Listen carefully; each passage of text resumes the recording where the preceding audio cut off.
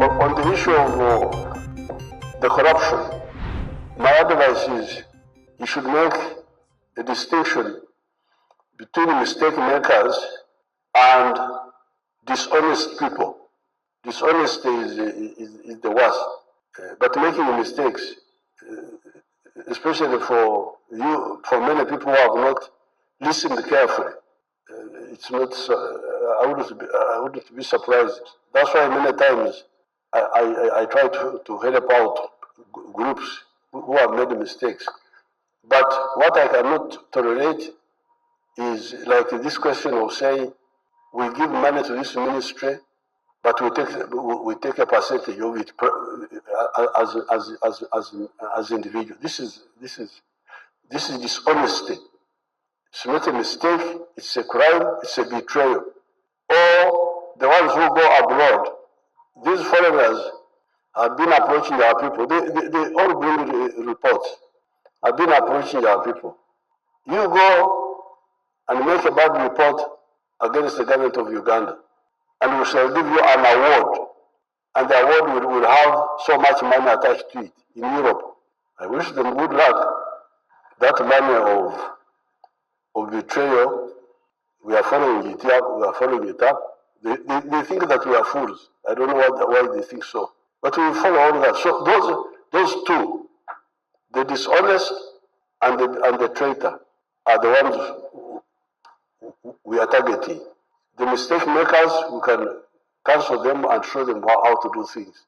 Because if we are to punish all the mistake makers, we will have nobody to work with. Because they don't know what to do. They don't listen. There are so many languages. This one is saying that. This one is saying that.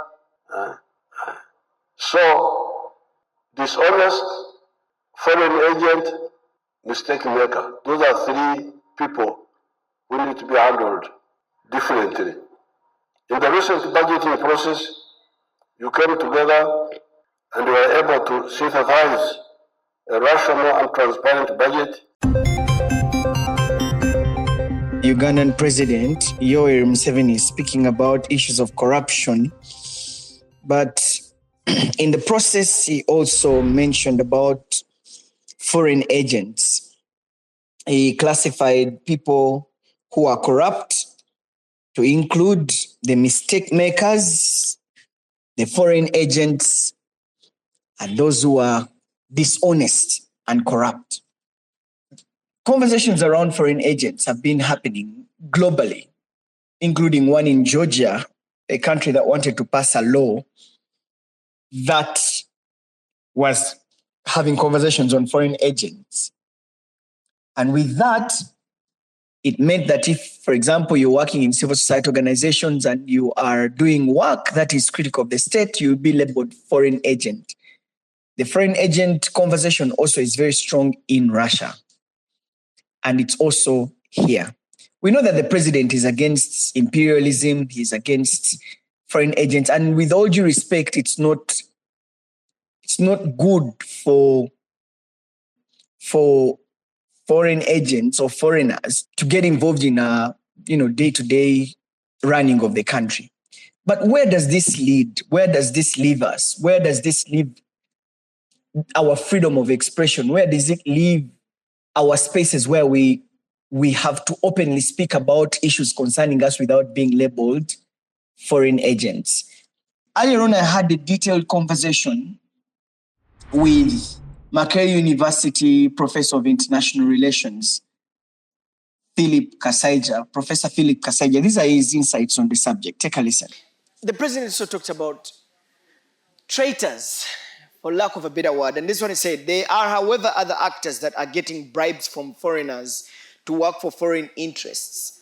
These are both corrupt and traitors, and we are monitoring their activities. If they do not stop with evidence, we shall deal with them. As part of fighting corruption, it is crucial to save the amateurish political actors who come into politics without knowing that leading people does not mean carrying them on their head. It means showing them the way, he noted. And the conversation, if you listen to President Museveni's address that day, he talked about foreign agents. He talked about foreigners interfering in our internal issues. traitors and traitors and traitors. I think it is wrong for foreigners to interfere in our politics. I think it's wrong, both logically and even legally.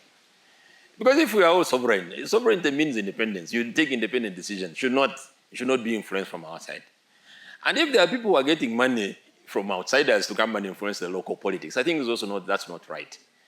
But then also, having said that, we are all also not insulated from what happens outside, because we live in a very globalized world.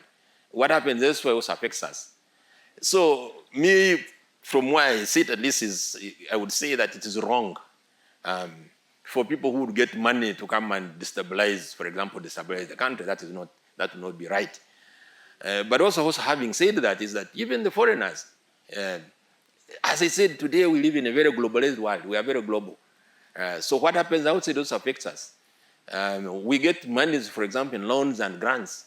If we are really truly independent, because there's no country we have an expression in international relations which we call autarky. There's no country which is autarky, which is self-sufficient. All of us, we need each other. Countries need each other. Even the big superpowers, they need friends. They need to have, contacts outside. But again, as I said, it is wrong for someone to get money from outside to come and destabilize the country. That will not be right. But this whole narrative of foreign agents, and well, it's a very interesting default line, which you normally take, because every time, presumably, it's the easiest way how to explain about some of the things which you may not necessarily have an explanation internally. So you'd say these are foreigners, foreign interference. It's a loaded thing. So it's neither here nor there. It's a very normal thing. So, I mean, if they said Philip Kasaija is a foreign agent, it has a bearing on the absolutely, I way would feel very, very, that's an insult. Because you see, when you are called a foreign agent, it's more of a colonial kind of, or a neo-colonial kind of expression in politics, that you are a foreign agent, meaning that you are not your own person. You are not doing things, someone is influencing you, which of course you would find very insulting. And the president said they are traitors. Presumably the traitors also are there. These are people who are not in for the good of the country. They don't see anything good for the country. What they do is just to peddle things which have been told from outside, and promoting foreign interests, which of course again, in a way it may not necessarily be bad to promote foreign interests if it's good for the country, but if it is injuring the image of the country, injuring the state interest, then that's wrong. Do you think that the president's language of calling people foreign agents, or saying people are getting money to make Uganda look bad and they are foreign agents, this language of foreign agents has been used elsewhere and people have been trying to push back against it. Does the president calling out, people like foreign agent have an impact on their freedom of expression, or even the nature of the work that they do? Certainly it will have an effect, in the sense that if you're not your own person, if someone is saying that you are peddling things which are not really yours, certainly it will become very difficult for you to operate. So really, because I've never been a foreign agent, I don't have that experience. I don't peddle, the interests of foreigners. But if we also need to define who is a foreigner. We also need to define it. Foreigner, what do we mean? Do we mean Western countries? Do we mean, who is a foreign agent? Who is foreign? What is foreign here? So I think also the president I would want him to explain what he means when he says you are a foreign agent. So representing who? We will need to unmask these people. Then they can be dealt appropriately. Philip Kasaija, if they just said you are a traitor, foreign agent, you work with, you are an imperialist, you are getting money to do research that is against maybe government of Uganda or civil society organizations that are getting funding to speak about, speak truth to power, speak about against corruption. When the president starts labeling critics as foreign agents, does it have any bearing? I don't know. Those are his words. They're not mine. But he's entitled to say whatever he wants to say. All we are saying is that we all have a stake in this country. And it would be wrong for someone to go and get money, or for that matter, do research which would be inimical to the interests of the country. All we are saying is that if it is genuine research which is being done and which is going to inform policy, then you do the right thing, as in, and that is that you do research which is going to influence policy. Not this idea that you are doing anything because you want to harm the image of the country and for one reason or the other. So that's what I'm saying. That's what I'm saying.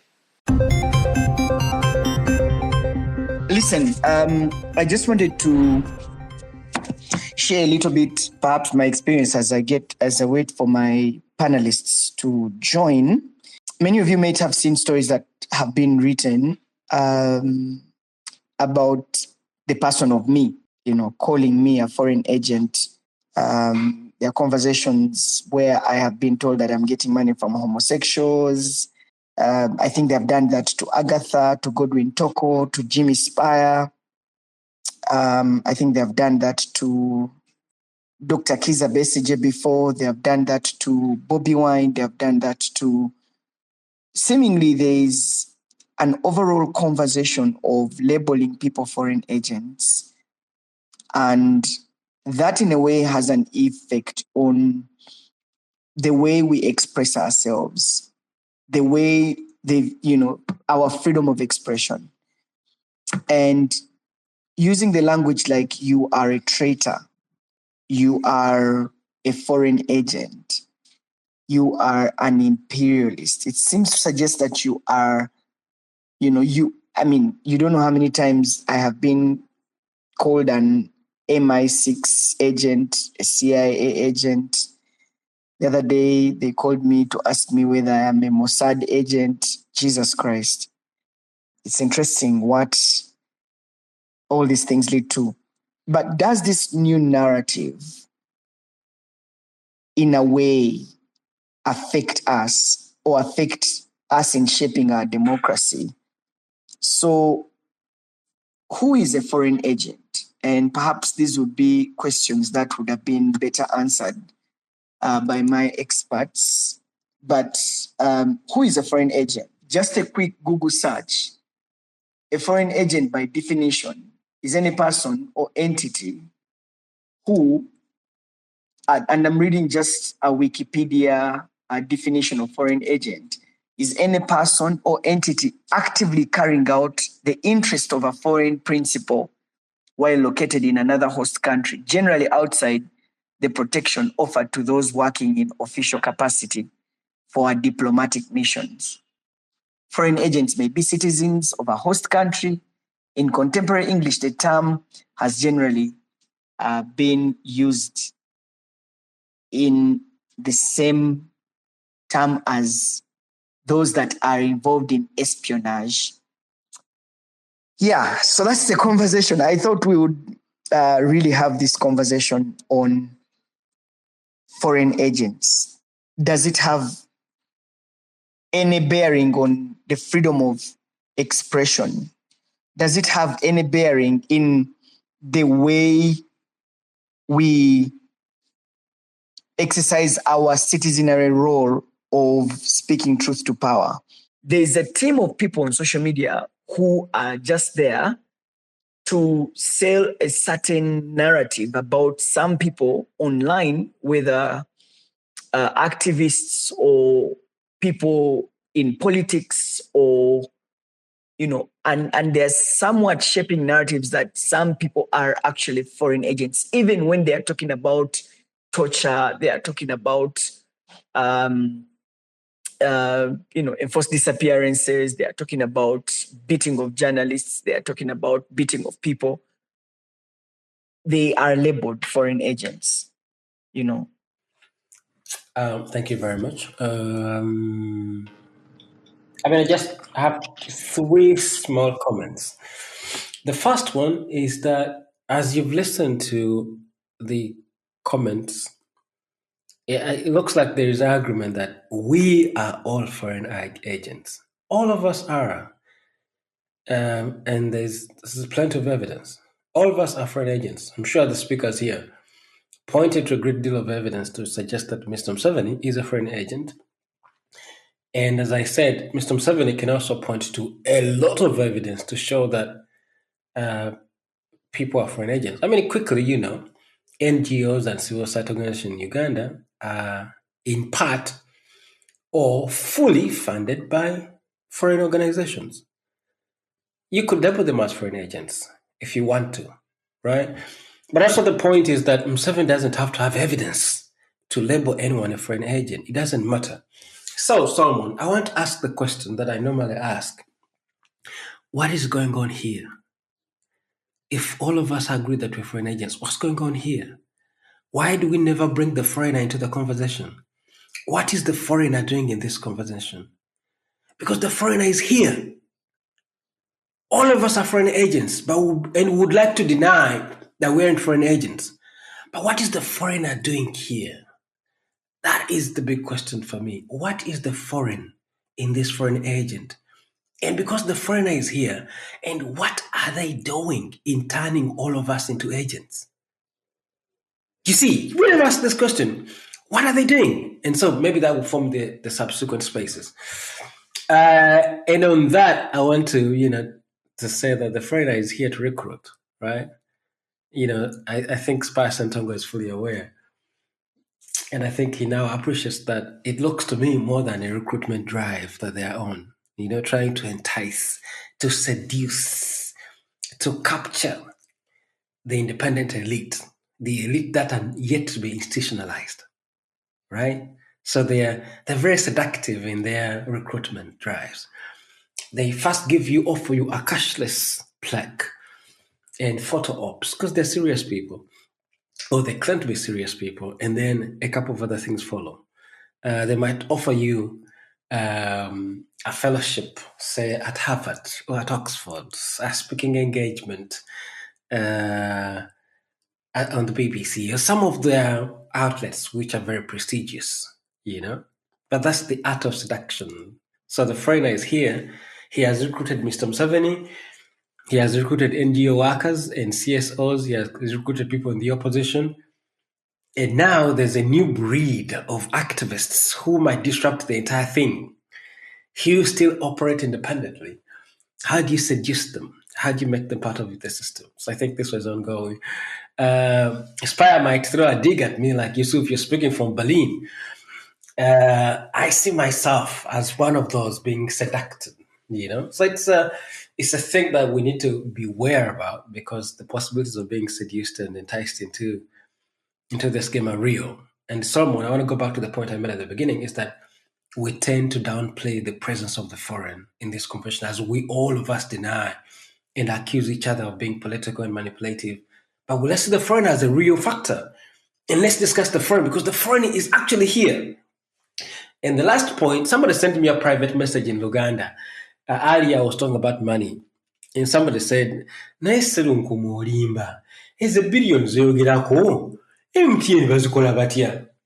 And I said, okay, this is simple. And I said, he should have listened because maybe I should give the response in Uganda because the comment privately came to me in Uganda.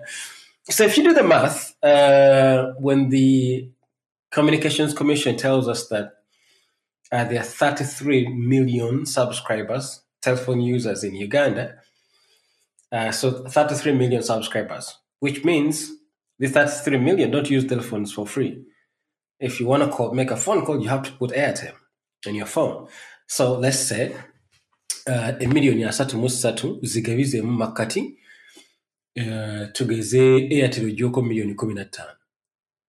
Right? So we do 1,15,000, we do the math, 1,15,000 selling their cheapest product tugeze every morning. If you want to say, for example, pack a last call, you're going to pay 1,000. So 1,15,000 kubisaamu 1,000. Bonna bakidde ku makini bagula airtime wa 1,000 abantu 1,15,000. Ezo billion 15.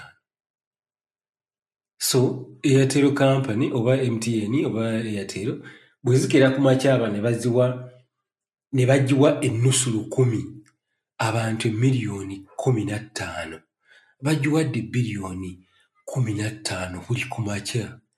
Kati bw'okwata biliyoni 15 n'okubisaamu ennaku 3 olina sente meka? Olina miliyoni 405. Nedda olina miliyoni meka? Mwana wattu kwegamba ezo sente zino zifuluma eggwanga tubutabalako naye bwezifuluma eggwanga kakasa nti telecommunication companies zetulina si zaawaka zijja kwanguyira otwala esente zebweru w'eggwanga. Ezibawo ze sente ezifuluma kubanga yaffe twagikuba ekigu. So I mean, this is going back to the convention. Somebody sent me this question. I said I should respond in Uganda. This is the money which is leaving the country, right? So if the daily loss is 15 billion, times 3 days, you have 45 billion, times 30 days, you have 450 billion. And we are looking at the cheapest product that a telecommunication company is dealing in, right? So what we fail to do as a country is do the math.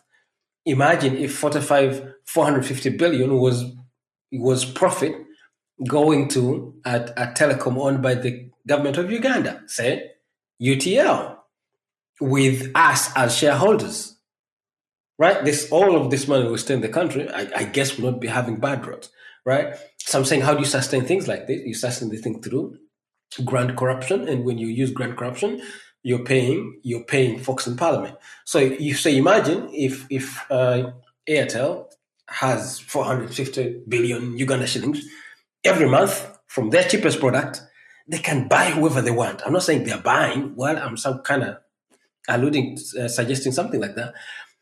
But they can buy whoever they want. How do they sustain this monopoly? Right? I think this goes back to that we need to discuss the foreigner in this foreign agent narrative. All right. Thank you so much, sir.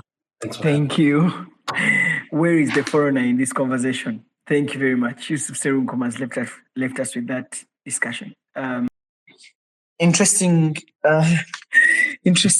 views there from you, Dr. Yusuf. You called it bullying. It's a span in the works, what you've just said. And you think that there's evidence to this effect. Do you see the president taking this further? I mean, Putin, for example, and of course we know that President Museveni is bringing Russia and China closer. Of course, that's an open secret. But Putin, President Vladimir Putin, signed into law a bill that was extending the definition of the word so-called agent to include anyone who is under foreign influence. And there was a lot of demonstrations back then, but then the law was passed. Georgia, Parliament of Georgia also signed a law on foreign agent. And the conversations there is that, I mean, people went on the streets to go against it. And do you see if this foreign agent discussion goes deeper, that we could have a law in the offing that is in a way specifically bringing in the issue of foreign agents, and could that be used as a tool? And what could be the impact of this on, people like you freely speak out? Yesterday we were having a Twitter space that was done by Agora on academic freedom. People, speaking their mind and don't have to worry that they will be called this and that. You have people who host Twitter space. You have people who expose these people. I mean, for example, let's face it, many of the civil society organizations in this country, in the democratic space, are not funded by government. They're not funded by the regime. They're not even funded by Ugandans. Many of the civil society organizations that are in the civic space or that are in the human rights space are funded by donors, from then DGF, that used to literally fund over 50% of civil society organizations in Uganda. But that same DGF used to fund government agencies, including those in the justice, law and order sector. USAID, UKAID, or the European Union, that is funding human rights space, that is funding civil society space, that is funding the democratic space in this country. And whilst you say, yes, there may be that evidence, but with this conversation, do you envisage a law in the whole thing that could even make it difficult for people in the democratic space or human rights space being supported by who the people President Museveni calls foreigners or imperialists? Because then even when they put money in that work, in the work that they're doing, then they will be seen as sort of, working on the helms of the funders rather than advocating for the space. And you say that is cheapening our fight. I would love to hear your views on that. I mean, first of all, when we talk about agents, foreign agents in Russia, right? We're talking about a different ball game. I think we're comparing mangoes and oranges. When we talk about foreign agents in Russia, or say Iran or Pakistan, and foreign agents in Uganda, right? We're comparing mangoes and the oranges. I think when Russia passes a law against foreign agents, they mean real agents. The possibility, they have a definition of agent, foreign agents, which, I mean, you can't apply the same definition to Uganda. When Iran talks about foreign agents, it's a big deal. It's a different story entirely, right? So we're talking about foreign agents where both the government is a foreign agent and those fighting it are supposedly foreign agents, right? Here, and I think, the idea of foreign agents actually speaks more to Mr. Museveni's government itself than those fighting it. How else can you define, Museveni as, if he's not a quintessential, an absolute example of a colonial comprador, of a colonial emissary? How else can you define him, right? But I want to point to a different story here in respect to the second question you asked me. You need to go back and look at the trap we're in as Uganda. And I think Uganda stands out in this case, and I'll tell you why.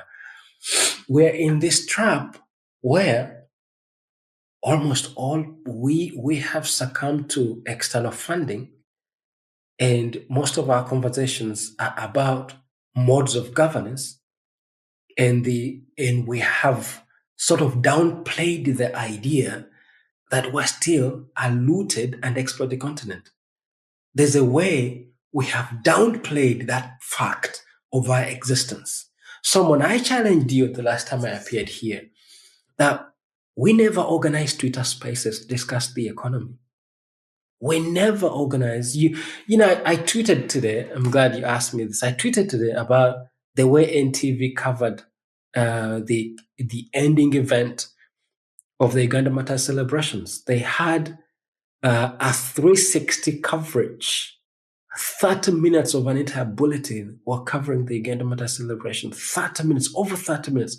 Half of the news segment was dedicated to covering the Uganda Matters celebrations. But I challenge you, someone, you tell me a day when news broke that, we made 3.5 trillion Uganda shillings from our coffee, an industry which has 11 million people involved in it.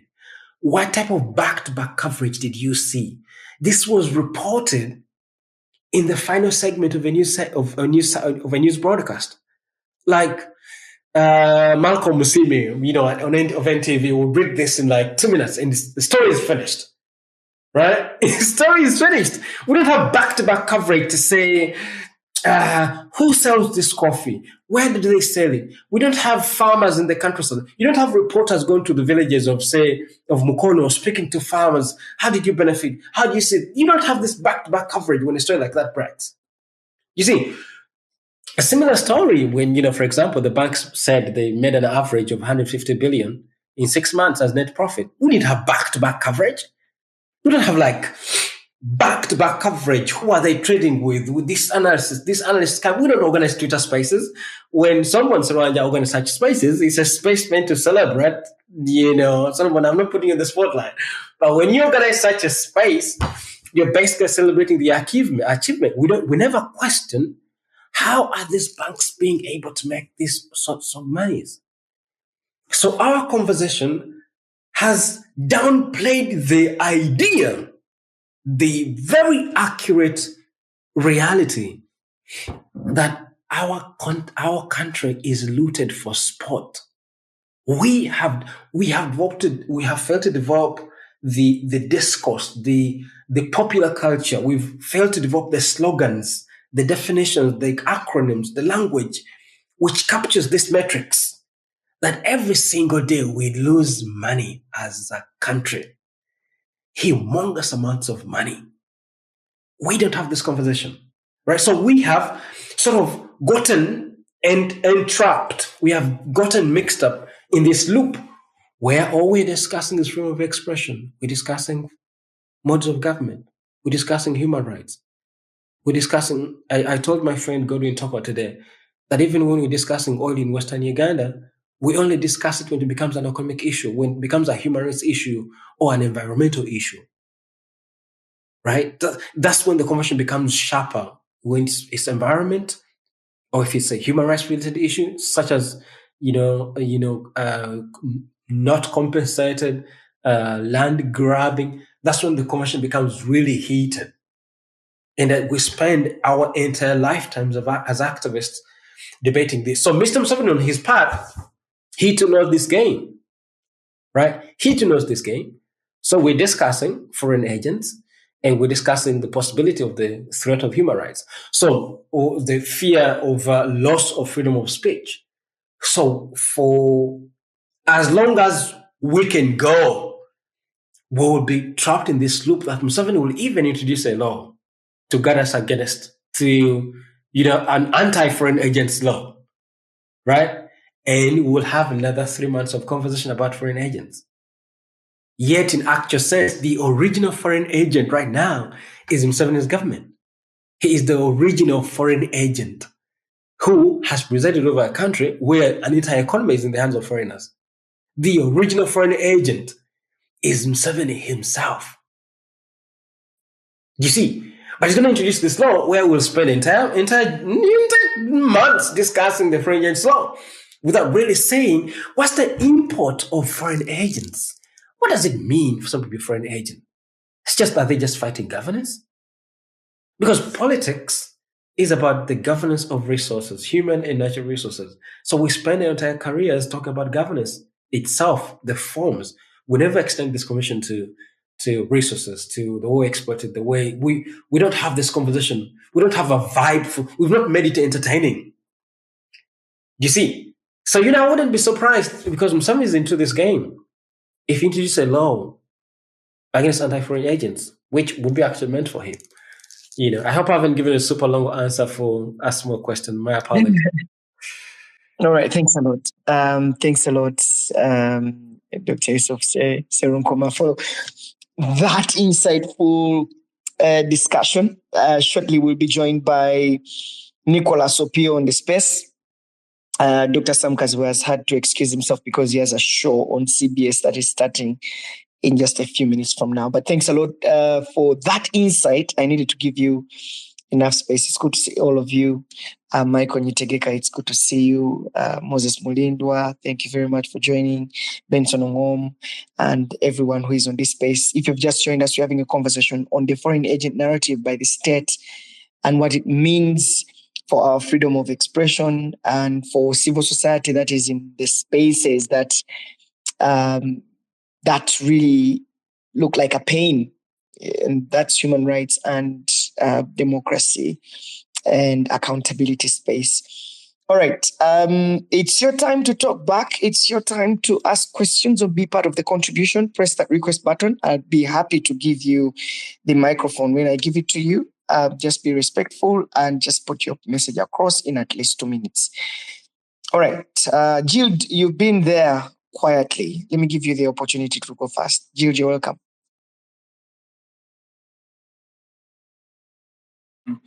We have the Honorable Norbert Mao, Minister for Justice and Constitutional Affairs, on the space. Honorable Mao, I want to give you an opportunity to come and share your thoughts. I saw your request and I thought I would give you an opportunity if I get to Spire. And I know you've been following the conversation. Would love to hear from you on this subject. Honorable Mao, you're very welcome. I can hear you, Solomon. Yes, we can hear you. Thank you, Solomon. I'm sorry for crashing the conversation. I'll be very brief by answering the question, what is a narrative? Basically, a narrative is a tool, and it is a tool for shaping opinions, perceptions, even biases. So let me state that we live in a world where there's a battle for our minds. There's a battle for your mind. There's a battle for my mind. There's a battle for the minds of all the citizens.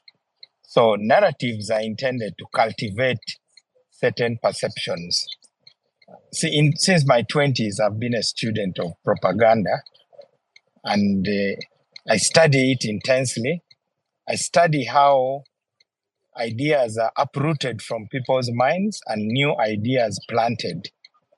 And I specialize sometimes in studying advertising. So just to give some context to this debate, let me share with you something I saw in Dar es Salaam in the early 2000s. There was a billboard by one telecom company. I believe it was Mobitel. And they had a picture of a huge lion. The tagline was Mobitel, the lion in telecommunications. And then 100 meters away from that, there was another big billboard by a rival telecom company, Vodacom. And it had a picture of a Maasai warrior with a massive spear. And the tagline was Vodacom, the lion's nightmare. So I hope that gives you an idea of this battle which is going on daily. So when they tag something on you that you are a foreign agent, it really doesn't matter whether it is true or not. It doesn't matter whether there's evidence or not. And it means that you're a problem to the country. The same way that American politicians always blame everything on Mexicans. And yet when they go to office, the janitor is a Mexican, the housekeepers in hotels are Mexicans, but they are shamelessly still driving that narrative. So you have got to ask the agenda of this kind of narrative. The agenda is to cast and disempower those who are probably having competing ideas. I just thought I should say that so that we disabuse ourselves of any illusion that this is going to stop.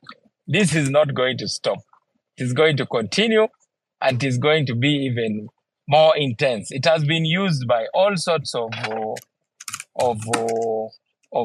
people, and these kind of narratives are enemies of democracy. And it can be about foreigners. It can be about creating inbuilt prejudice against a community, against a tribe.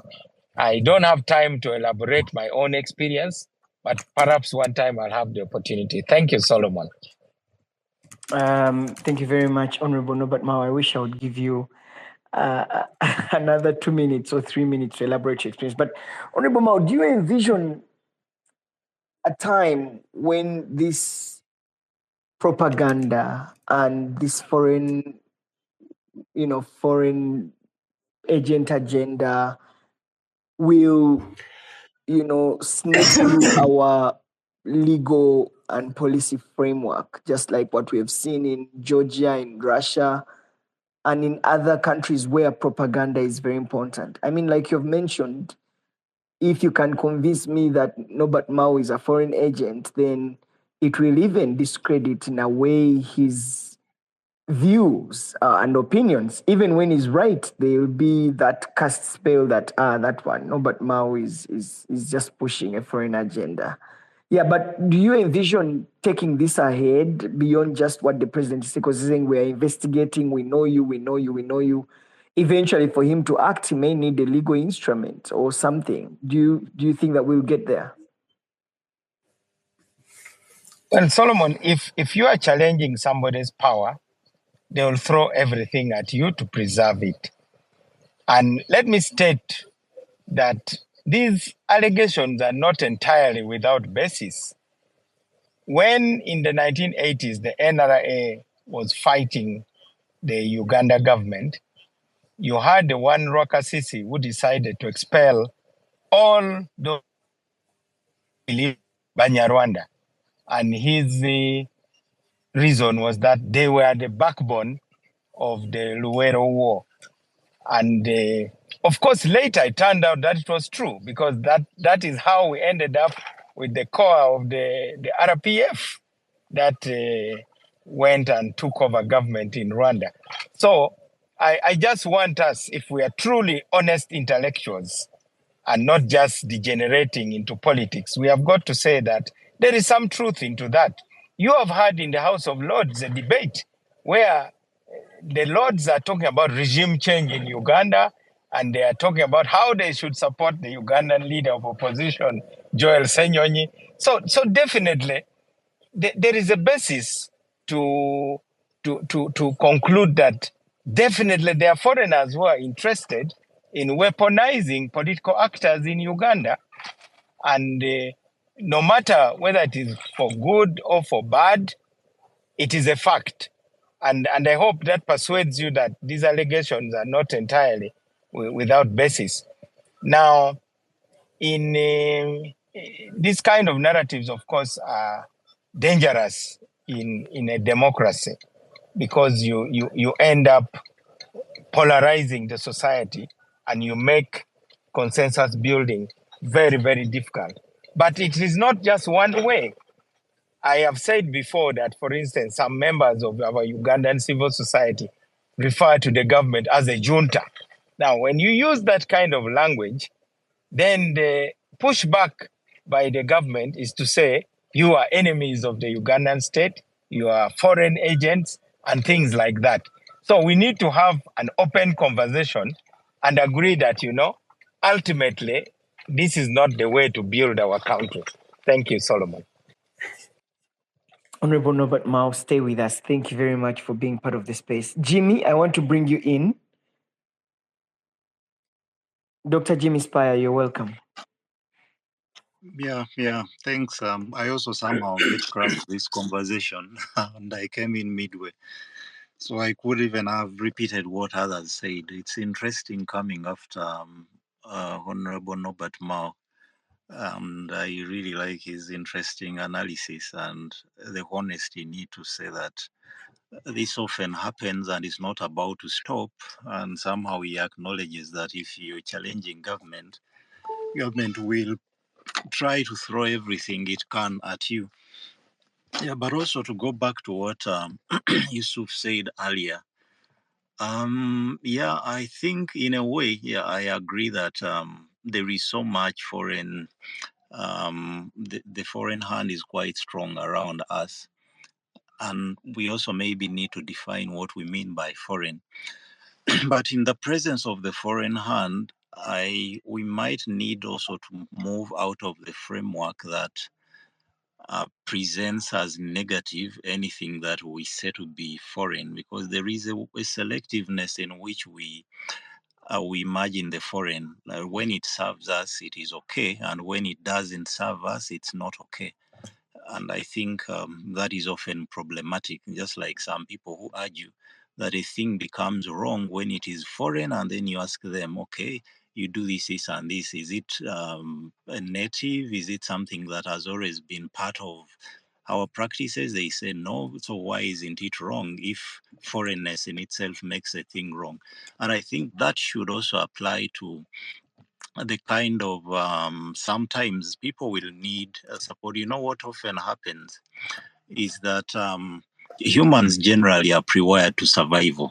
The instinct for self-preservation, I think, is one of the first ones that everyone is born with. That's why a child, if it sees an object that is dangerous, at times even if it has never seen it, it will cry because it's trying to preserve itself. You hold it above a pit. It has never seen a pit, but there is a feeling that this could, I could lose my life. So that inclination, natural inclination towards self preservation and survival will always make people find a means to survive when they're hard pressed.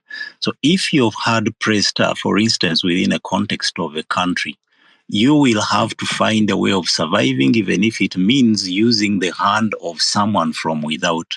Now, what often happens is that government will press you, not all governments, but government will press you. And once they press you so hard, they suffocate you. They know, of course, that you're going to look for somewhere to find a means of survival. Maybe here I would use the analogy of a stepchild who is denied food at home, but once they are found eating at the neighbors, of course, they'll eat at the neighbors in order to survive.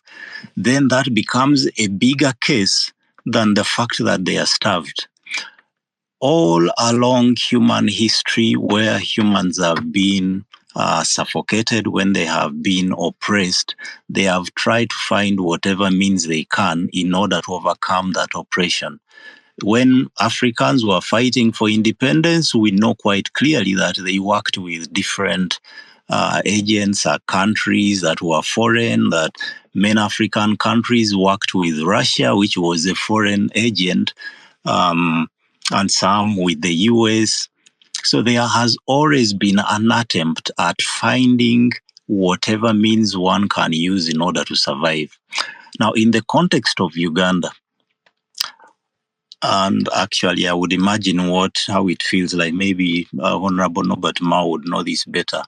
For an agent on the opposition, you're not going to mobilize here to fundraise, for instance. You're not going to get money to run the so many activities that you have to run as an opposition party. You will need to rely on funding from without, not even considering the fact that even government itself relies on that.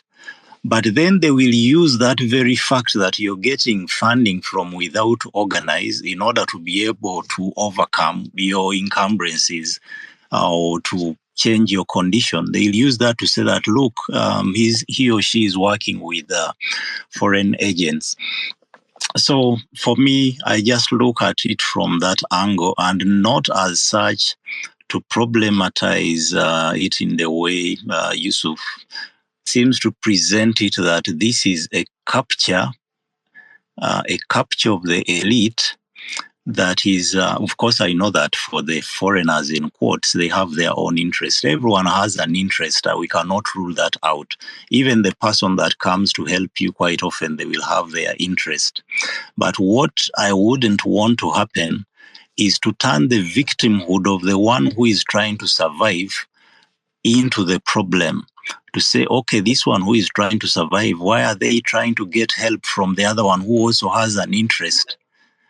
They will certainly have to find that help. And of course, we can discuss. Maybe that's, as Yusuf says, that could be the reason why he knows that being based in Berlin could be part of the problem, but he finds himself going to Berlin in order to survive.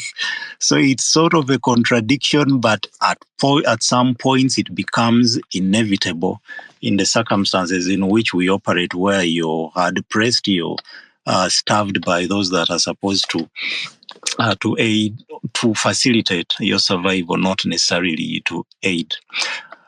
I would also add that it is part of the human condition that whenever we are confronted with an inconvenient truth, we create propaganda. Whenever you're confronted with information that you have no legitimate response to, you have no sensible response to, you have to create propaganda to help you, first of all, to seem sensible. Second, to seem as if you're not stupid to be in that particular light. Of late, government has been overwhelmed by these stories, scandals, this scandal in parliament, scandal in health, scandal from wherever, the constant supply of scandals that we have, they no longer have any genuine reason or any genuine way to explain that would make sense for a person to understand why a government would have such rampant corruption without doing anything about it. So what they are left with is to create propaganda. So when you see that all that a government does in response to genuine concerns is to create propaganda, it means they have run out of explanations that would make sense. But why I say that it is part of the human condition for us to often respond to inconvenient truths by creating propaganda. You will see it in so many areas, even in everyday life. There is this, the tactic is akin to what the Uganda expression talks about. That if someone wants you to be eaten by a leopard, they will put goat ears on you.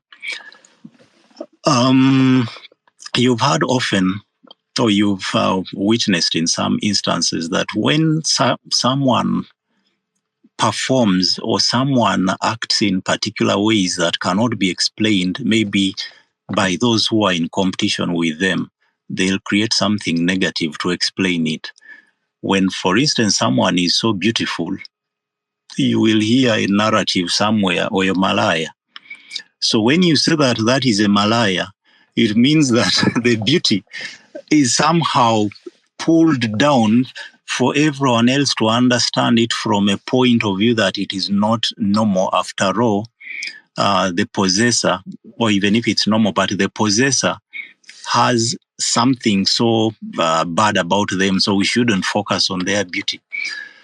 If one sings so well, you hear stories at a certain point, a chameleon was battling with stories that he goes down the lake. Where do those stories come from?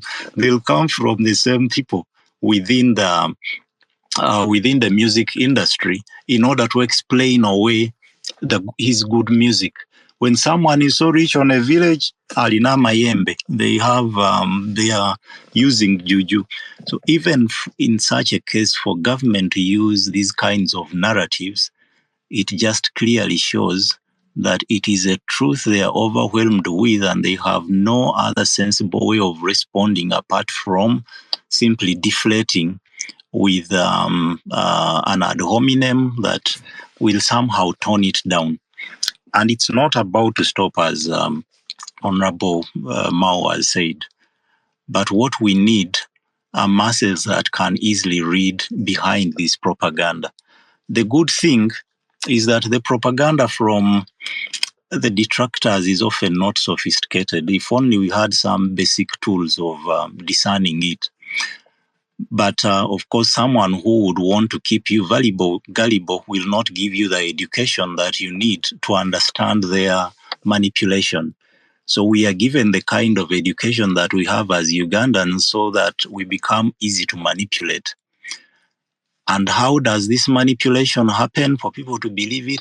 Just simply repeat something a number of times.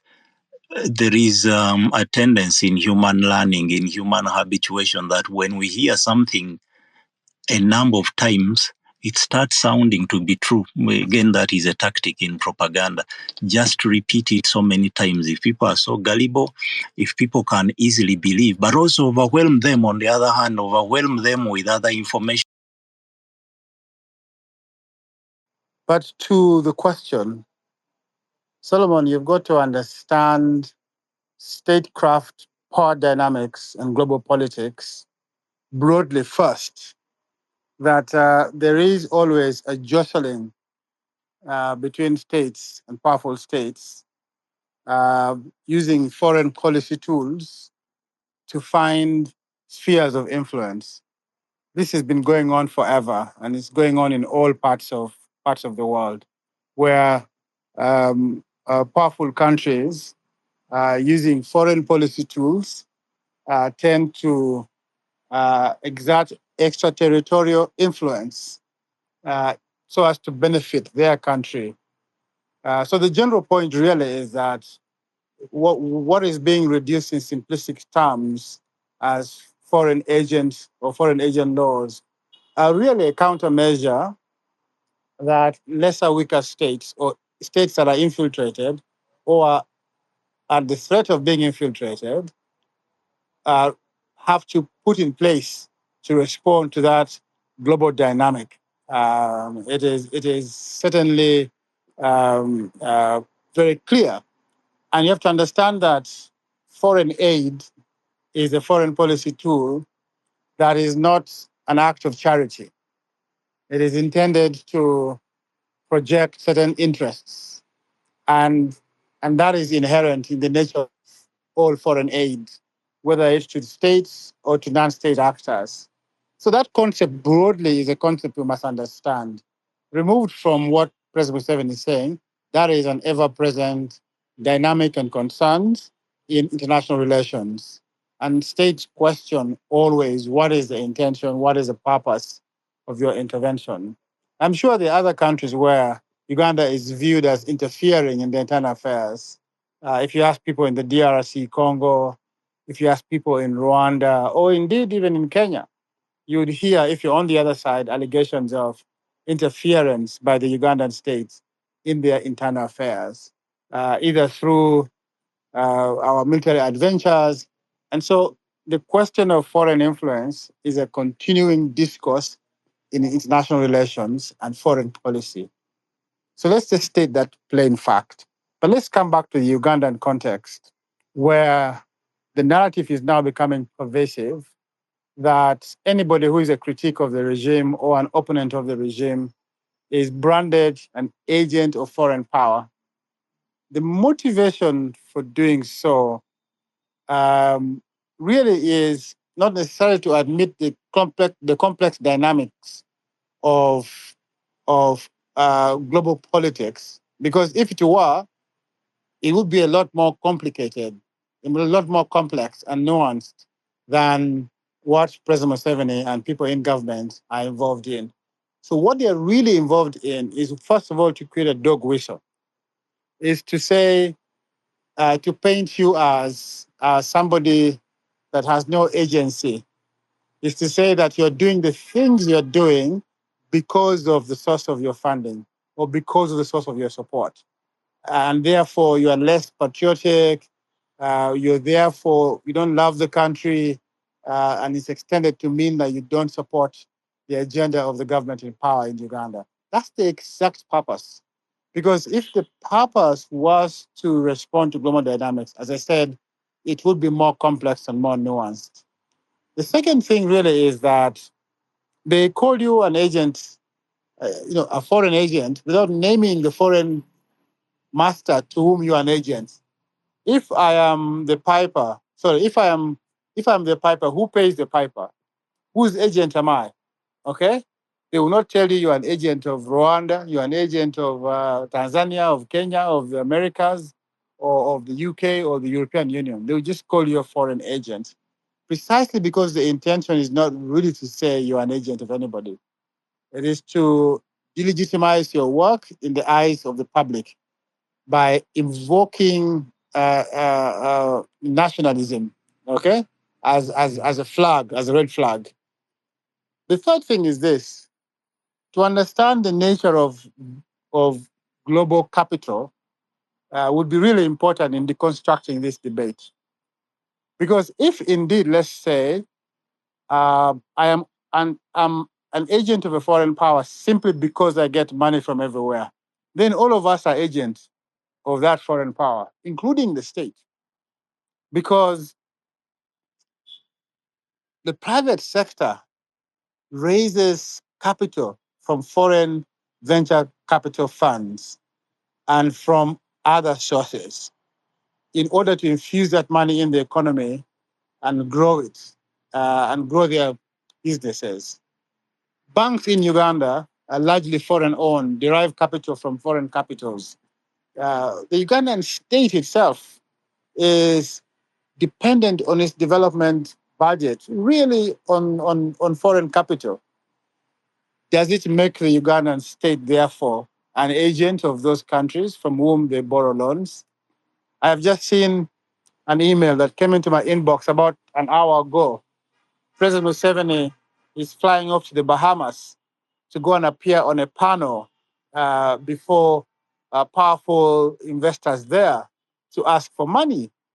You know, that Bahamas meeting, does it make Museveni an agent of a foreign government in the Bahamas? Absolutely not. Ugandans who work here have their own agencies first and foremost. They have the rights to do the things they do as long as it is lawful. They have the obligation to keep their governments in check. And doing so is their inherent right. Whether there is foreign funding or not, they should be able to do so. And I think that in order for us to respond to these allegations, we must begin to derive domestic legitimacy from constituencies and movements in the country. It would respond to this narrative of being, a foreign agent. And so the second thing is this, that for many of us who have been accused of being agents of foreigners, it is the first step, the precursor, perhaps to adverse actions against you or against the entities that you lead. You all know very well what happened to me as a person and what happened to Chapter 4.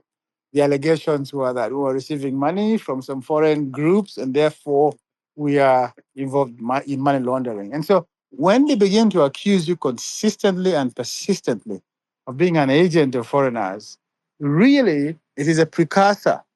Many times it ends up in adverse actions against you. Go and look at what happened to Godbert Tumushabe and his time at Accord and what has happened to him since he left and joined Bliss and where he's at now. It began by a simple narrative that was being parroted, that is an agent of some foreign power. Eventually, they took adverse actions against them. Go and look at what happened to the DGF and to the many NGOs during elections whose accounts were frozen, whose leaders were arrested and offices raided. So when they begin to put that label up in your forehead, they're making you a target, and it's only a matter of time before they take adverse actions against you. But nothing could be further from the truth. The narrative being peddled by the state in Uganda about foreign agent is really, in my view, a dog whistle. It is baseless. It is intended not to respond to the complex nature of global relations, but rather to delegitimize the work of its critics and people who are holding them to account in Uganda. I thank you so much, Mr. Solomon. Saranja. All right, thank you. Thank you very much, everyone, for being part of the space. Especially thank you to Jimmy Spire, Yusuf Serunkuma, the Honorable Norbert Mao, Nicholas Opiyo, and everyone who has attended this Twitter space. So you'll allow me in the space. Thank you so much for being part of this conversation. Thank you. I'm Solomon Serwanja. It's been such an honor hosting over 800 people who actively listen to the space. Thank you very much, and God bless.